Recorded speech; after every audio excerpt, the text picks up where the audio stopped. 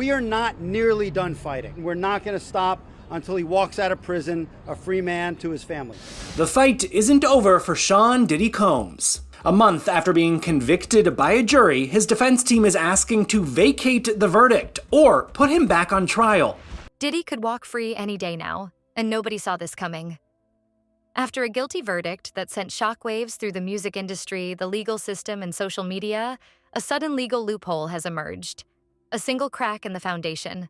So Diddy is now not only fighting to get out, he wants the whole thing overturned. And his main argument is, I didn't have sex with them, I just directed amateur porn. He didn't just sit there, though. He self-pleasured during these acts. You may not hire someone to perform sex acts in front of you for your own personal pleasure. Right. That is still an act of prostitution. The mogul last faced a court during his 32-day federal trial in New York, which wrapped in late June. Prosecutors accusing him of illegally orchestrating drug-fueled group sex marathons he called freak-offs. I'm the world's most interesting man, and I throw the best parties. Same time, it was a scary situation because you have, 12 people who hold the fate of your life. Diddy maintained his innocence and, in the end, was found not guilty of the more serious charges of sex trafficking and racketeering, dodging the possibility of a life sentence. He was, however, convicted on 2 counts of transportation to engage in prostitution, the max 20 years. Diddy is going to get some time. I'm expecting something on the lower end of maybe 3 to 4 years. But in a new 62-page motion filed Wednesday, Diddy's legal team is throwing a Hail Mary. They're arguing the convictions should not stand, one, because they go against precedent. They say, quote, Combs is the only person ever convicted under the statute where he neither had sex with the alleged prostitutes, nor profited, nor acted with the intent to commit any sexual assault or trafficking.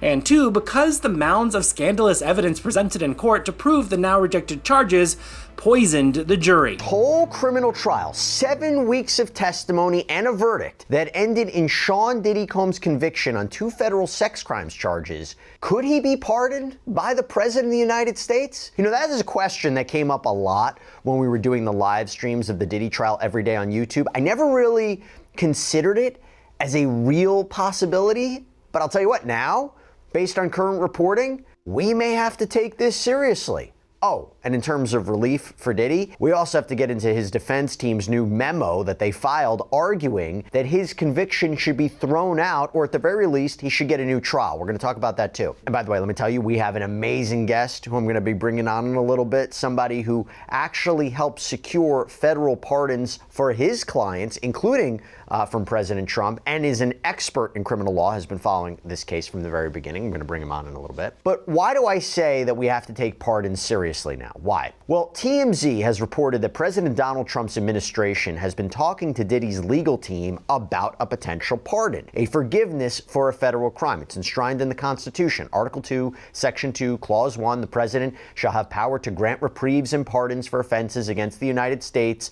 except in cases of impeachment. And according to TMZ, his decision to pardon Diddy may be determined based on if Judge Arun Subramanian grants Diddy bail, which, by the way, we dedicated a whole sidebar to the other day. His team just filed a brand new letter with the court asking for him to be released. I broke it down, discussed all those arguments. But TMZ also... A technicality buried so deep in the process that no one even noticed. Until now. But that tiny crack might just be enough to bring the entire case crashing down. Let's rewind. Just days ago, the courtroom was electric. The verdict came in. Guilty. The headlines were already written. Justice served, they said. The fall of a giant. The public watched it happen in real time. People cried, people cheered, the courtroom emptied. The chapter was closed. But it wasn't. Because while the world was processing the fallout, Diddy's legal team was already at work. They weren't reacting. They were waiting for this exact moment. And now, they've made their move. A legal loophole has surfaced, a devastating procedural flaw. And it's not just some paperwork error. This is a constitutional issue, a violation of due process. According to insiders, it revolves around jury selection. Diddy, let's say he gets 5 years in prison. Trump pardons him. He's free to go. President Trump was asked about this a few months ago before the verdict. This was back in May. And he said when asked about a pardon for Diddy, I would certainly look at the facts. If I think somebody was mistreated, whether they like me or don't like me, it wouldn't have any impact on me. He used to really like me a lot, but I think when I ran for politics, that relationship busted up from what I read. I don't know. He didn't tell me that, but I'd read some little bit nasty statements in the paper all of a sudden. And Diddy had been photographed with Trump over the years. There was some sort of relationship there. President Trump even called him a good friend on a 2012 episode of his TV show The Apprentice. The problem is, some comments Diddy made about Trump in recent years as Diddy really entered the political realm. There's a video where he's speaking to radio host Charlemagne saying, if Trump gets elected, I really do believe in my heart there'll be a race war. In another video on Revolt, he says white men like Trump need to be banished. And by the way, you know who's not letting anyone forget this? Combs' rival 50 Cent.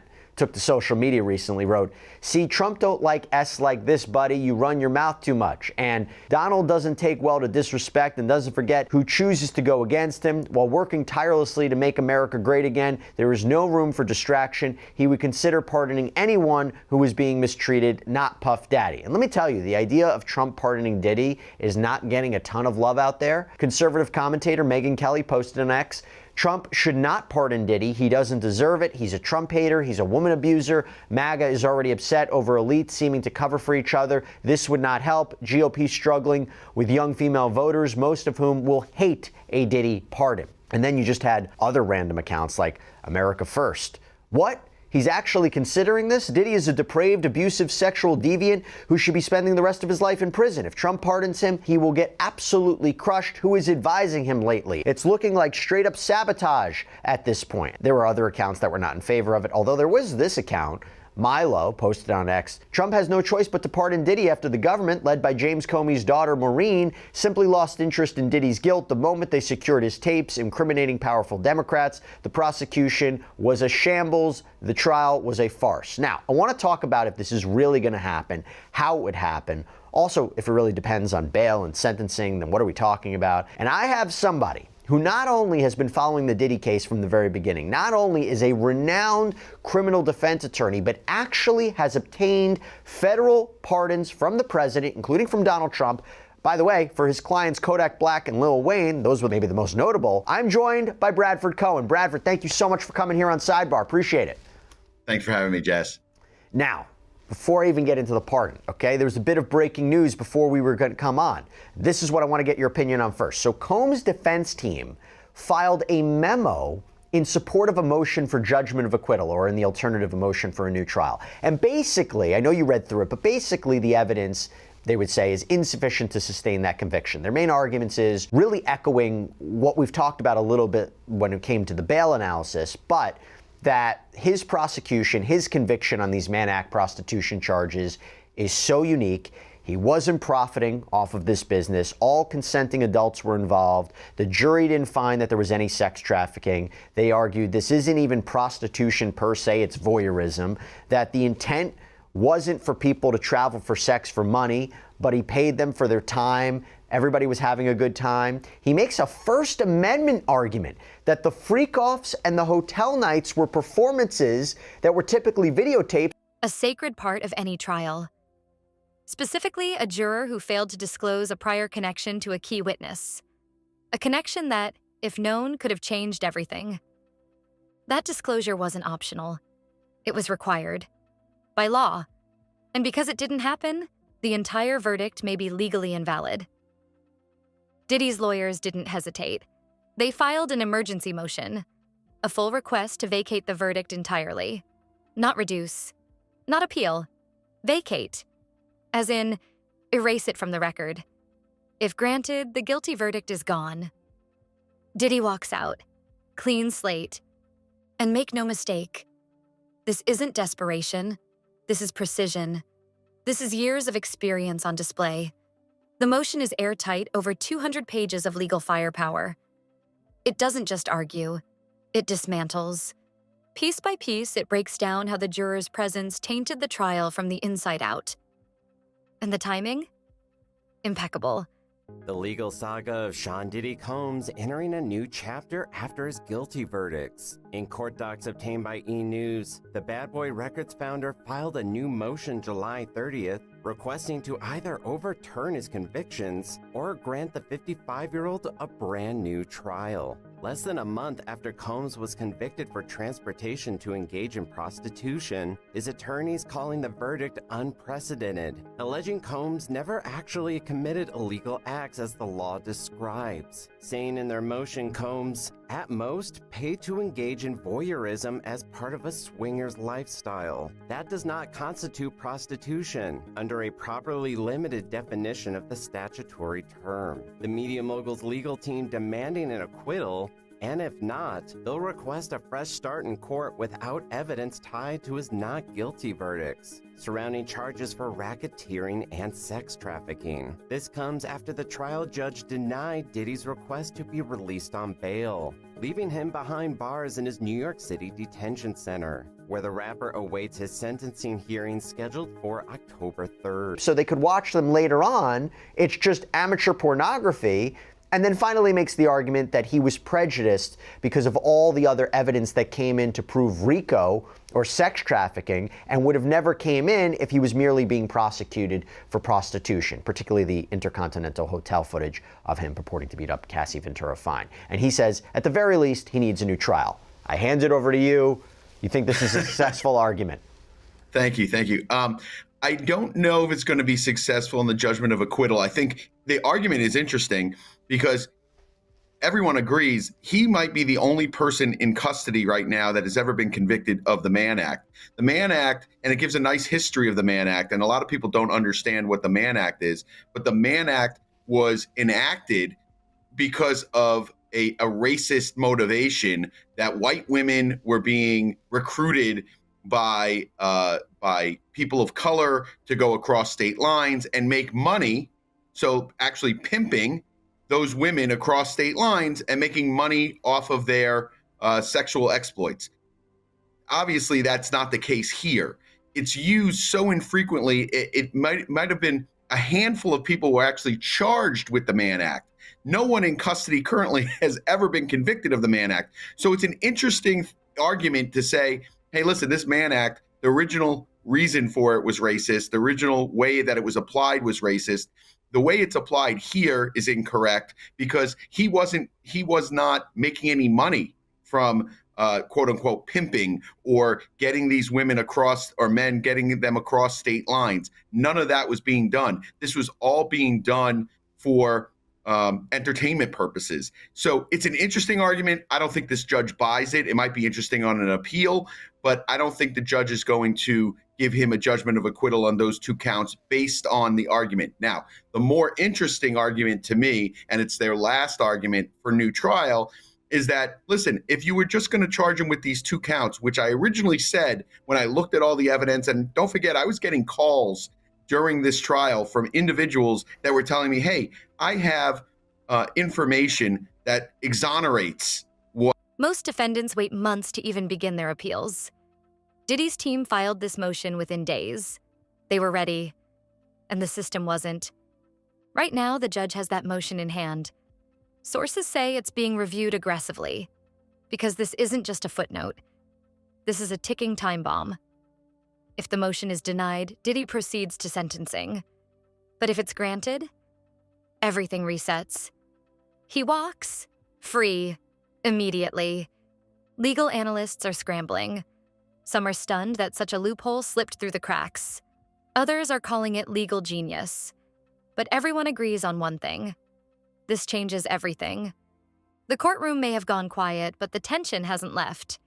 It's just moved behind closed doors, in chambers and phone calls, in quiet conferences between lawyers and judges. Everyone knows what's at stake. And outside the courthouse? Chaos. Reporters camped out. Protesters on both sides. Fans hoping for redemption. Critics demanding accountability. The entire country is watching. What they're saying against Sean Combs, essentially saying that Cassie and others were participating more than just having sex in a room. They were participating more than that. They were paying people. They were hiring people. They were sending me pictures even when Diddy wasn't around. They were asking me to come over even when Diddy wasn't around. These were what these witnesses were telling me, which is really Brady evidence. And I don't know if that was ever turned over. But the more interesting argument is that all these counts were charged. The only thing he was convicted of were the Mann Acts. And he probably wouldn't have been convicted of these Mann Acts, but for all this other stuff that came in to try and prove these counts that they could not prove and did not have a basis for bringing. Let me just challenge you on that, because this is a jury who didn't find that there was sex trafficking. And I can't confirm that they found him guilty of the Mann Act because of the hotel video or anything else. I mean, it seems to me that they might have convicted him on that based on the travel records, the payment receipts, all about that. Not even necessarily allegations of violence. I mean, do you think that it was because of, let's say, the Intercontinental Hotel video that he was convicted of transportation to engage in prostitution? It always felt to me that they proved that charge based purely on, the documents. Well, I always feel like during a trial, whenever you get a guilty verdict on one of the counts or two of the counts out of 6 or 7, you think to yourself, is it because of these other things that they brought up? How bad he is, he's not a good guy, the video came out. Sometimes juries will split the baby, meaning, there's people that want to convict, there's people that don't want to convict, and they're like, okay, let's convict him on these acts. We can all agree we can convict him on these acts. He's not a good guy. He transported these men across state lines. Let's convict him on this. There's always going to be a question of that. The only way to not have a question of that, obviously, is when the jury comes out, someone gives an interview and says, hey, this is why we did it, is because, this tape was so bad and these other incidents were so bad that we were like, we can't just let him walk with nothing. So we convicted him on the Mann Acts. Now, we don't have a juror saying that. Do I think eventually jurors are going to start coming out? Yeah, I think so. I think some of these jurors are going to come out. They're going to want to do some interviews, not before sentencing.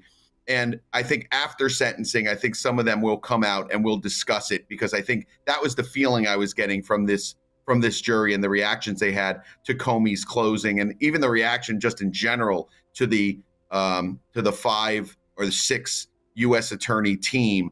I think their reactions in general were very noticeable, and I think that this is a jury that wants to talk to people once I think he gets sentenced. Okay, so now let's move on to the pardon discussion. So if he can't get relief from the court in getting the conviction thrown out or a new trial, can he get relief through a pardon? Before we talk about, is this a real thing, what is the process to even obtain a federal pardon? How do you even go about that? Sure. So it's a pardon or a commutation. If someone is actually in custody, they could also get a commutation, which does not wipe the crime off your record. It just allows you to get out of jail. So he has that option to give him a commutation. If he gets sentenced, he can also give him a commutation. But as for the process, there's an application on the DOJ website, and I'm part of some charities. Because this isn't just about Diddy anymore. This is about the system. About how fragile a guilty verdict can be when even one detail is mishandled. It's about what happens when power, money, and precision collide with imperfection in the process. Let's talk about the juror. According to documents, this person had a family tie to someone who worked with a lead witness in the trial. That's not just a casual connection. That's bias. And in a jury trial, bias equals contamination. Diddy's team argues that had this been known, the juror would have been dismissed immediately. And they're not wrong. That's legal protocol. But because the disclosure didn't happen, that juror stayed, voted, influenced, and ultimately helped seal the verdict. That, by definition, is grounds for reversal. And here's the twist. The prosecution reportedly knew about this connection mid-trial, but dismissed it as irrelevant. That detail alone could be enough to tip the scales. If the judge believes there was prosecutorial negligence, or worse, intent to conceal, this won't just be a reversal. This will be a scandal. Already, the media is beginning to pivot. The headlines are shifting from Diddy found guilty to guilty verdict in jeopardy. And that's the power of this moment. It proves that nothing is ever final. Not until the ink dries. And even then, it can still be ripped up. Critics are furious. They're calling it a billionaire's loophole, saying the rich get to buy their freedom while the rest get buried in the system. But Diddy's defenders say this isn't about money. It's about the law, about the rules that apply to everyone. And if those rules weren't followed, the verdict can't stand. Period. Meanwhile, Diddy hasn't said a word. No press conference, no social media, just silence. And that silence, it speaks volumes. Because a man who's panicking makes noise. A man who's confident waits. His lawyers, on the other hand, are moving like a well-oiled machine. Every document filed, every statute cited, every deadline met. No theatrics, just cold, calculated precision. And that precision is paying off. Word is the judge is taking this motion very seriously. That alone is rare. Most post-verdict motions are denied without comment, but not this one. This one is being reviewed line by line. And that suggests one thing. It has merit. If this motion succeeds, Diddy walks out free. That also do a lot of pro bono work for pardons and commutations. You can fill out this form, website. It essentially lists, the reasons why you should get a pardon, what kind of community service you've done, things of that nature. There's a separate application for commutation, but you can file a pardon application, and you could also say, hey, listen, if it's not a pardon, I'm looking for a commutation. You attach your indictment, you would reasons why you feel your crime was you were unfairly prejudiced or unfairly convicted. All of those things go into the packet. I always try to help people that are filling it out on their own to show them, what to point out. Those type of cases are always heartening, because those people deserve pardons. They deserve commutations if they're in, and it's some sort of crazy drug offense that was brought up in the 90s. All of those things are reasons for pardons and commutations. So is this real? I mean, here's the thing. He is in a much better position to get a pardon or a commutation of his sentence because he wasn't convicted of sex trafficking and racketeering. There is a way to justify this based on some of the arguments I just mentioned that his defense team is making, that maybe he shouldn't have been brought up on this. The Mann Act, not as serious as what he's facing. Is this real? Do you think that this is going to happen? That he's going to get a pardon or a commutation from President Trump? So I don't know if he's going to get one. I do think that it's real because, like I said before, President Trump, whether they like him, don't like him, if he feels something is wrong, and we've seen this happen before in the past, if he feels something is wrong, someone got railroaded, someone was convicted, wrongfully, he will take a look at that. Yeah, Sean Combs has said things in the past that probably were not great. I've read them, but I think that if anyone understands that, I mean, look at President Trump's cabinet. There's individuals on his cabinet. His vice president has said things in the past that weren't great for him. But he understands that people evolve, people change their minds. People understand that there's certain requirements, things that are going on, certain pressures that they're under.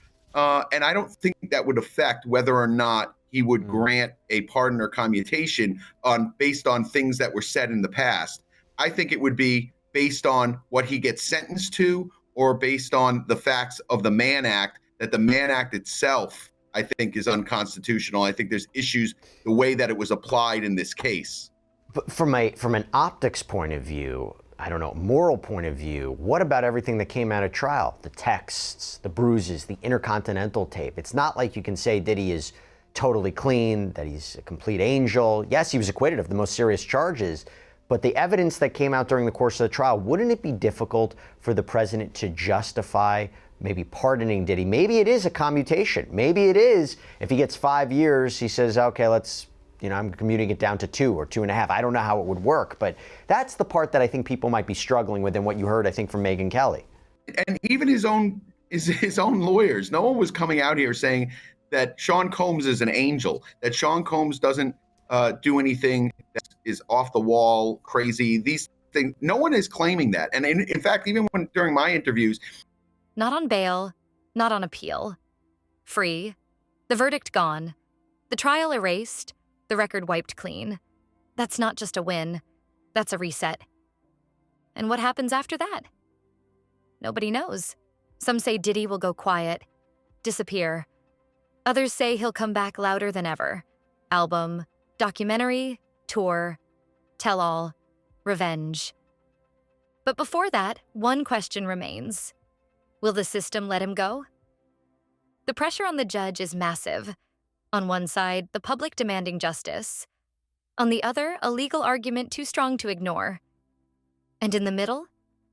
One man with the power to decide whether this case lives or dies. That's where we are now. The calm before the possible storm. And if the storm hits, it's not just Diddy's freedom at stake, it's the integrity of the entire legal process. Because if a guilty verdict can be thrown out this easily, what does that say about the rest of the system? Some say it's broken. Others say it's working exactly as it should, that the law doesn't bend to emotion. It bends to fact, to procedure, to the Constitution. But either way, the tension is building. In the legal world, this kind of motion is a nuclear option. You don't file it unless you're sure. And Diddy's team? They're sure. This wasn't rushed. It wasn't emotional. It was strategic, tactical, and perfectly timed. They waited until the verdict was in, until the headlines died down, until the court was quiet. Then they dropped it. Boom, a legal grenade. And now, we wait for the fallout. Court insiders say the ruling could come at any moment.